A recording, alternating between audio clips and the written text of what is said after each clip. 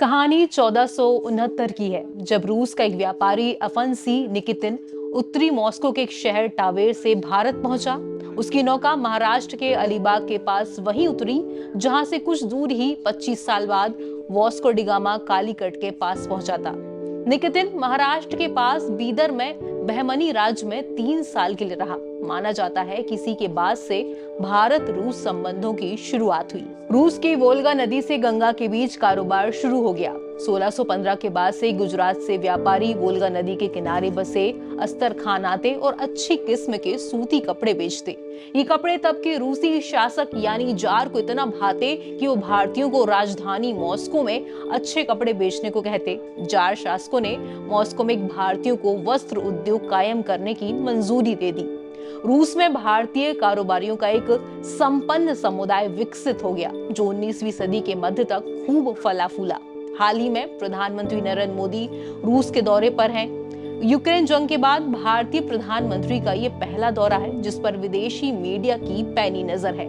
ऐसे में हम उन कुछ किस्सों के बारे में बात कर रहे हैं जो कि रूस में भारतीयों और भारतीय संस्कृति की मौजूदगी की एक दिलचस्प कहानी बताते हैं। दरअसल पूर्व राजनयिक अजय मल्होत्रा ने पांडिचेरी यूनिवर्सिटी में दिए एक रिसर्च व्याख्यान में बताया कि रूस के यरोस्लाव में रहने वाले एक कलाकार गेरासिम लेवदेव ने 1785 के बाद भारत में 12 साल बिताए और रूस में भारतीय विधाओं को आगे बढ़ाया। खास तौर पर रूस में हिंदी, बांग्ला और संस्कृत की किताबों को पढ़ने पढ़ाने का सिलसिला शुरू किया। लेवदेव ने 1795 में तत्कालीन कलकत्ता में भारत में पहले यूरोपीय शैली नाटक थिएटर की भी स्थापना की और बंगाली थिएटर का पहला आधुनिक शो आयोजित किया।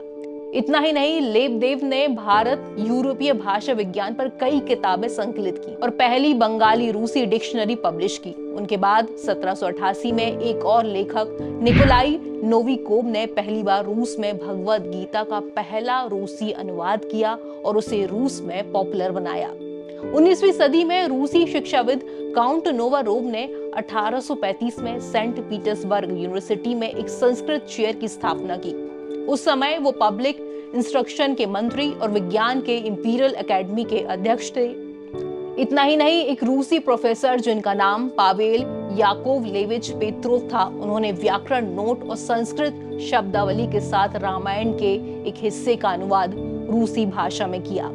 भारत और रूस संबंधों के बीच भगवद गीता का रूसी अनुवाद काफी चर्चित है। यहाँ आपको बता दें कि भगवद गीता का पहला अनुवाद रशियन भाषा में ही हुआ था। अब आपको एक और किस्सा बताते हैं। रूस के एक और प्रोफेसर इवान पावलोच मियानेव ने सेंट पीटर्सबर्ग यूनिवर्सिटी में संस्कृत सिखाई। उन्होंने 1874 और 1886 के बीच भारत की यात्रा की। वो उस वक्त भारत के स्वतंत्रता संग्राम के दिग्गजों बाल गंगाधर तिलक और बंकिम चंद्र चटर्जी के अच्छे दोस्त भी रहे। इन सब के अलावा भारतीय दर्शन और धर्म से प्रभावित होकर एक रूसी महिला जिनका नाम हेलेना बलासवदस्की, वो 1852 में भारत आई और दशकों तक यहाँ रहने के बाद उन्होंने 1875 में थियोसॉफिकल सोसाइटी की स्थापना की। ये सारे किस्से ये बताने के लिए काफी है कि रूस और भारत आज की बदलती दुनिया के दोस्त नहीं, बल्कि इन दोनों देशों की दोस्ती 600 साल पुरानी है। ये किस्से हमारे साथी दिनेश मिश्र ने लिखे थे। मेरा नाम शचिता जैन है। अगर आपको इस स्टोरी पसंद आई हो तो कमेंट सेक्शन में हमें जरूर बताएं और तब तक के लिए नवभारत टाइम्स को जरूर देखते रहें। नमस्कार।